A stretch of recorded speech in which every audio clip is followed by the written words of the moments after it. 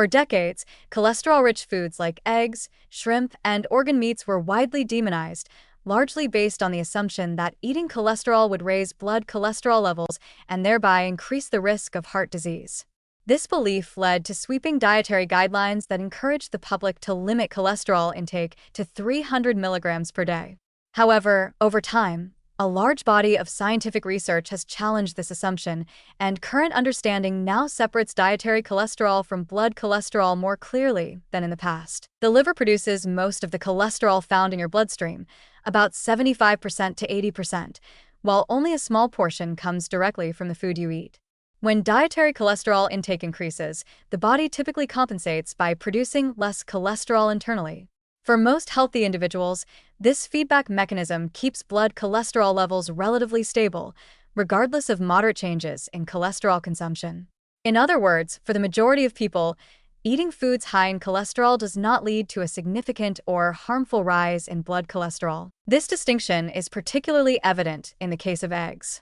Although one egg contains about 185 milligrams of cholesterol, numerous studies have found that regular egg consumption does not significantly raise LDL, bad, cholesterol levels in most people.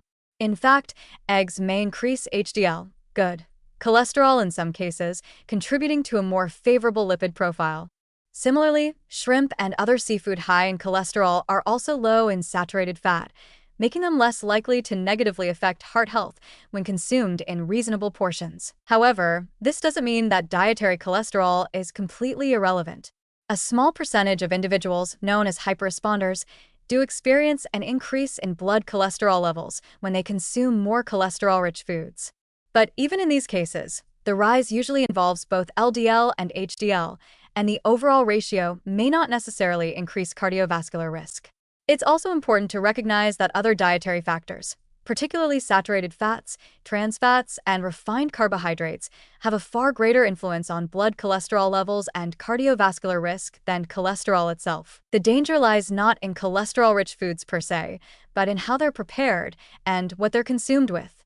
Eggs fried in butter and served with processed meats or sugary breakfast items create a very different metabolic effect compared to eggs boiled and served with vegetables or whole grains. Similarly, cholesterol-containing foods that are also high in saturated fat, such as certain cuts of red meat or full-fat dairy, can still elevate LDL levels and should be consumed in moderation, especially in those with pre-existing heart conditions. Because of this shift in scientific consensus, major health organizations, including the American Heart Association and the Dietary Guidelines for Americans, have removed previous strict limits on dietary cholesterol for the general population. Instead, they emphasize overall dietary patterns, favoring diets rich in plant foods, lean proteins, and healthy fats, rather than focusing on individual nutrients in isolation. Still, people with specific health conditions, such as familial hypercholesterolemia or advanced cardiovascular disease, may need more personalized dietary advice. In such cases, even moderate amounts of dietary cholesterol could pose a problem, depending on genetic and metabolic factors. This underscores the importance of individualized nutrition rather than universal restrictions. Ultimately, the fear of dietary cholesterol is largely outdated. Whole foods that contain cholesterol often come packaged with valuable nutrients like choline, iron, B vitamins, and omega-3 fatty acids that support overall health, including brain and heart function.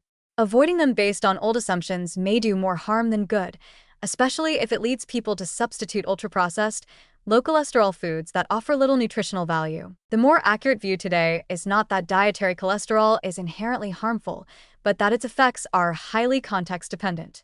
It's not the cholesterol itself, but the overall diet and lifestyle that matter most in determining blood lipid levels and cardiovascular risk.